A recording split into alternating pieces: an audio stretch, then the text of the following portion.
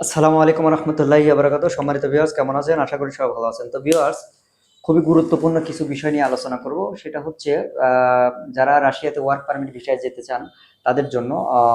তো যাদের স্বপ্ন রয়েছে যে রাশিয়াতে গিয়ে কাজ করব, আসলে রাশিয়াতে বর্তমানে বাংলাদেশ থেকে সেভাবে লোকজন নিচ্ছে না। বিভিন্ন এজেন্সিগুলো বিভিন্ন অ্যাড দেয়, আসলে এগুলো সব ভুয়া, ম্যাক্সিমাম গুলোই ভুয়া।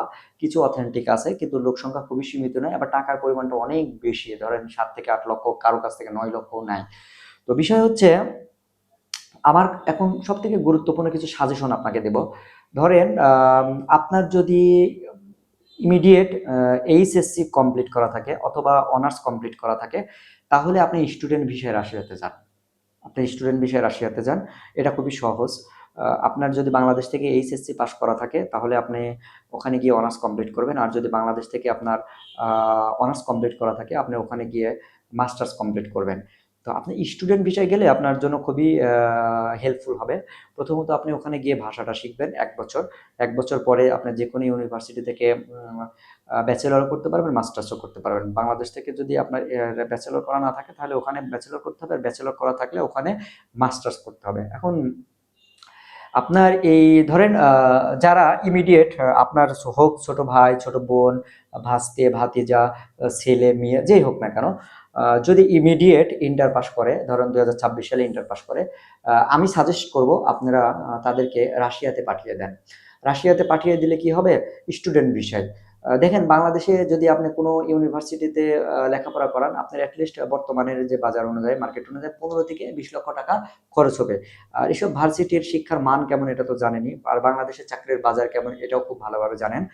কিন্তু আপনি যদি রাশিয়াতে তাদেরকে স্টুডেন্ট ভিসায় পাঠান বা আপনিই যান, তাহলে হবে কি, ওখানকার প্রথমে তো ভাষাটা শিখলেন। ভাষাটা শেখার পরে আপনি অনার্স কমপ্লিট করলেন, আর যদি বাংলাদেশ থেকে অনার্স কমপ্লিট করা থাকে, ওখানে মাস্টার্স কমপ্লিট করলেন। এই যে 1 বছর আপনাকে ভাষা শিখতে হবে, প্রিপারেটরি কোর্স যেটাকে বলে, এই প্রিপারেটরি কোর্স কমপ্লিট করার পরে আপনাকে তারা টেম্পোরারি রেসিডেন্সিয়াল দেবে, অর্থাৎ টেম্পোরারি ভাবে থাকার, আপনাকে তারা টেম্পোরারি ভাবে থাকার পারমিশন দিবে।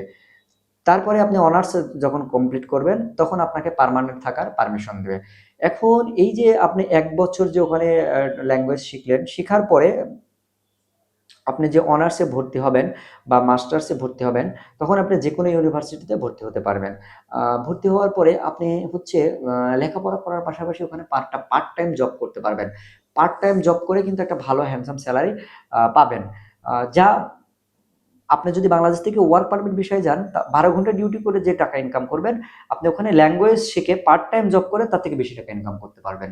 এবং ওই টাকা দিয়ে আপনি ওখানকার লেখাপড়ার খরচ চালিয়েও বাসায় আপনি দেশের বাড়িতে বাংলাদেশে টাকা পাঠাতে পারবেন। ঠিক আছে?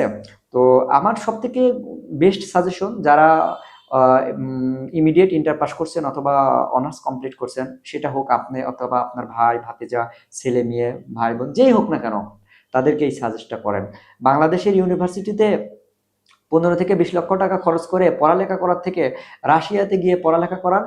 খুব ভালো শিক্ষার মান, চাকরির বাজার ভালো, বেশি টাকা স্যালারি পাবে। পার্মানেন্ট রেসিডেন্সিয়াল হলে তার কোনো কথাই নাই। তো এখন বিষয় হচ্ছে, মূল প্রশ্ন হচ্ছে খরচ কত হবে? খরচটা হচ্ছে আপনার ধরেন 5 লক্ষ থেকে 6 লক্ষ টাকার ভিতরে। এই যে আপনার 5 লক্ষ থেকে 6 লক্ষ টাকার ভিতরে, ধরেন আপনি 6 লক্ষ টাকা সর্বোচ্চ ধরেন, 6 লক্ষ টাকা এটাই কিন্তু আপনার বাংলাদেশ থেকে শেষ দেওয়া। এই 6 লক্ষ টাকার ভিতরে আপনার প্লেন ভাড়া, আপনার 1 বছরের টিউশন ফি, আপনার থাকা খাওয়া, যাবতীয় প্লেন ভাড়া, যাবতীয় খরচ এই টাকার মধ্যে থাকবে। তো দেখেন, বাংলাদেশে আপনি 15 থেকে 20 লক্ষ টাকা খরচ করে ভার্সিটিতে পড়ানোর থেকে রাশিয়াতে গিয়ে 6 লক্ষ টাকা খরচ করে আপনার হচ্ছে প্রিপারেটরি কোর্স করে পরে যদি আপনি ব্যাচেলর অথবা মাস্টার্স কমপ্লিট করেন, এটা আপনার জন্য ভালো না? অবশ্যই ভালো। তো আমি সাজেস্ট করব, আপনি ওয়ার্ক পারমিট বিষয়ে না গিয়ে আপনি স্টুডেন্ট বিষয়ে যান। স্টুডেন্ট বিষয়ে গিয়ে প্রিপারেটরি কোর্সটা কমপ্লিট করেন। কমপ্লিট করার পরে আপনি অনার্স কমপ্লিট করেন অথবা মাস্টার্স কমপ্লিট করেন, যেটাই করেন কিনা, ওখানে কিন্তু আপনি পার্ট টাইম জব করে লেখাপড়া খরচ করতে পারবেন। তার মানে আপনার টোটাল 6 লক্ষ টাকার মধ্যে আপনি কিন্তু একটা ভালো হ্যান্ডসাম স্যালারি পাবেন, ওখানে স্টুডেন্ট বিষয়ে গিয়ে পার্ট টাইম জব করতে পারবেন এবং কিন্তু আপনি একটা ডিগ্রি পাচ্ছেন, যে ডিগ্রিটা বিশ্বের আরেকটা বিষয় সেটা হচ্ছে ওখান থেকে যদি আপনি লেখাপড়া করেন আপনার জন্য কিন্তু ইউরোপ কান্ট্রিতে যাওয়া ইজি হয়ে যাবে। অনেকের ইউরোপ কান্ট্রিতে যাওয়ার স্বপ্ন থাকে কিন্তু সহজে পাচ্ছে না। আপনি যদি রাশিয়াতে গিয়ে পড়ালেখা করেন এবং ওখানকার পিআর কালেকশন করেন তাহলে কিন্তু আপনি ইউরোপ কান্ট্রিতে অনায়াসে যেতে পারবেন। একটা ইউরোপ কান্ট্রিতে যেতে হলে আপনাকে মিনিমাম 20 লক্ষ টাকা আপনার ব্যাংকের অ্যাকাউন্টে দেখাতে হবে যে আপনার কাছে 20 লক্ষ টাকা আছে, ঠিক আছে। সো আমি মনে করি আপনার রাশিয়াতে স্টুডেন্ট বিষয়ে যাওয়া আপনার জন্য খুবই ইজি হবে, কম টাকায় যেতে পারবেন, ভালো লেখাপড়া করতে পারবেন এবং হ্যান্ডসাম স্যালারি পাবেন। তো ওয়ার্ক পারমিট বিষয়ে যাওয়ার থেকে আপনি স্টুডেন্ট বিষয়ে যান। স্টুডেন্ট বিষয়ে গেলে আপনার জন্য খুবই ভালো হবে। আর স্টুডেন্ট বিষয়ে গেলে আপনার খরচ কত বললাম তো, 5 থেকে 6 লক্ষ টাকার ভিতরে। এটা ইউনিভার্সিটি বেস করে হয়। আর এই বিষয়ে ডিটেলস জানতে আমার সাথে সরাসরি যোগাযোগ করেন। স্ক্রিনে যে আমার হোয়াটসঅ্যাপ নাম্বার দেওয়া আছে, স্টুডেন্ট বিষয় ওয়ার্ক পারমিট বিষয় থেকে স্টুডেন্ট বিষয়টা খুব দ্রুত হয়, বেশি সময় নাই।